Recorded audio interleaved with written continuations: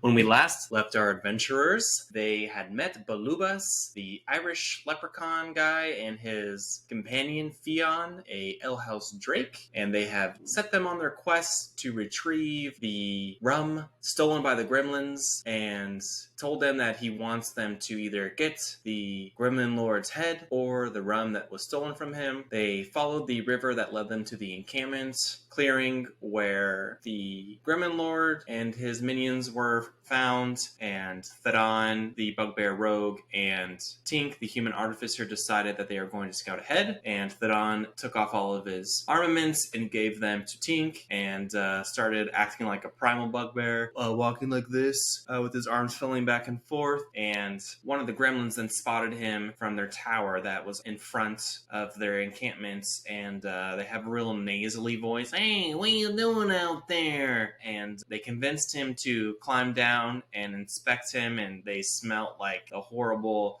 booze fumes from him. And one of the other ones came out to inspect as well, and Tink the human artificer cast disguise self to look like a bigger gremlin, and they kept asking him, like, who are you? Like, where did you come from? And he's like, oh, I'm from the other gremlin tribe. And they're like, oh, a spy. And one of them ran back, and he shot the one running back in the back with one of his bolts. And we rolled initiative and went as follows. Thadon stayed true to the act and ran out and put his hands over his head, like upset and crying. An arrow came from a tree and hit Tink, and then Tink, smelling the alcohol from the gremlin, poisoned him as he walked off and fell by a tree because he walked more than half his movements. Also, Tink is in like a real bad spot because he has the curse from the Fomorian, which is giving him disadvantage to all checks, attack rolls, and saving throws. So that compiled with the poison was like double whammy for him. He was then laying prone after he got hit by the arrow from the tree. The rest of the group was still kind of far back, so then they saw an arrow shoot in the air that was on fire across the encampment and landed into the ground. They then made their way out and kind of hid and tried to see what was going on. And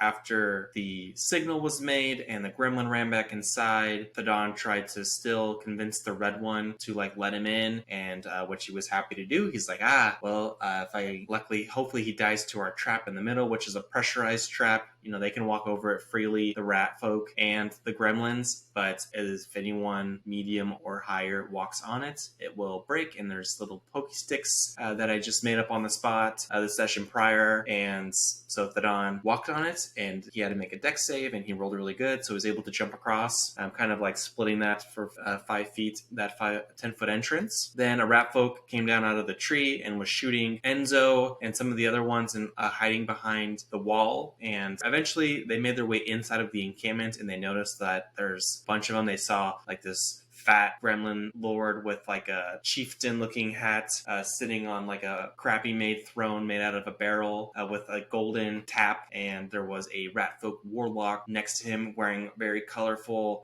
beady garb, and he was casting spells. They were able to down Thadon pretty easily as he was like going in still in character, bowing down, and they're like, oh well, we can kill him and eat him or feed him to our children, which are in the big tent, which they do not know about. They then were able to kill one or two of them. After Thadon went down, Tink went inside, and Waldo turned into a big bear and went inside, and they have pack tactics, so anytime an ally is within 5 feet, they're rolling with advantage. And I finally was rolling higher than a 2 or 3. I was rolling like 15s and 16s pretty much all night. I rolled a couple bad times, but I was rolling pretty good, and I did not want to fudge the rules. I wanted this to be a difficult encounter. They did not do their due diligence as far as like scouting or like figuring out like what were the rats, like what do these guys want. So Waldo took bear form, and then he was like instantly out. Again, I was rolling pretty good. I kind of screwed up. I had the character sheets up this time. I blew them up, and I made sure that I could read them and find the spells. I even took a little bit more time on my turn, I think, to really find out what the damages and stuff was. I did mess up on one of them, saying, because the gremlins have multi-attack, but they have a D4 and a D6, and I was just rolling a D6. I didn't roll above a 3 that much, so it didn't really make that much of a difference. They were just rolling pretty good overall to hit, and them hitting every single time, doing that at,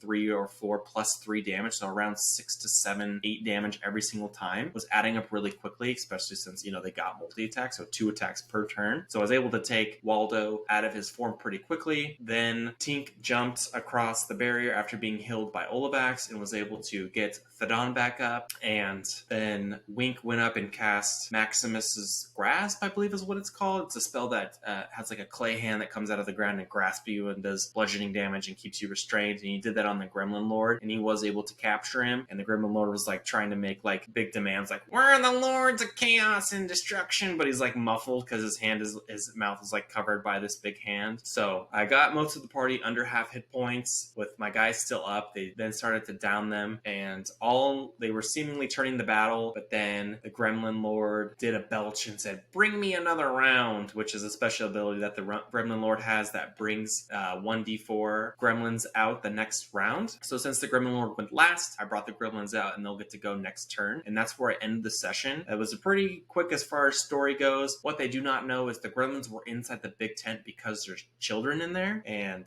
they're not going to know that there's children in there unless they investigate. They're heavily deciding on whether or not they should flee and maybe just like burn them alive and come back and then get the Gremlin Lord after. I honestly think that they can take them. They are overestimating the Ratfolk Warlock. Can cast lots of spells. It says he can do like 3 of these per day or 1 of these per day, and he has a pretty big list, and I'm just using the stat block as is. I'm not really like modifying anything. They haven't tried to attack him. He only has like 10 hit points, so if they focus fire him, I'm pretty sure they'll be able to get him down pretty quickly. It's just whether or not they'll be able to do so. The Ratfolk serve the Gremlin Lord, but once the Gremlin Lord is killed, they will flee. But since they've just been getting the lower guys first, they haven't had really a reason to flee and kind of save themselves. But so we'll see what happens next session. As far as like things that I hid from the players or things I think I did well, I think that the encounter was fun. I don't think that I made it any unfair. I did try to like pause and say, okay, like this is what your character is seeing. Does this make sense? Because I know that the map translation between what the players think they see versus what the DM says that they see can be different. And I just really wanted to make sure like, hey, do you really get it? Like, does it make sense? This is what your character would be seeing based on what the map looks like. So I didn't want to come off rude, but I felt like I needed to make sure that it was clear, like this is how it worked. And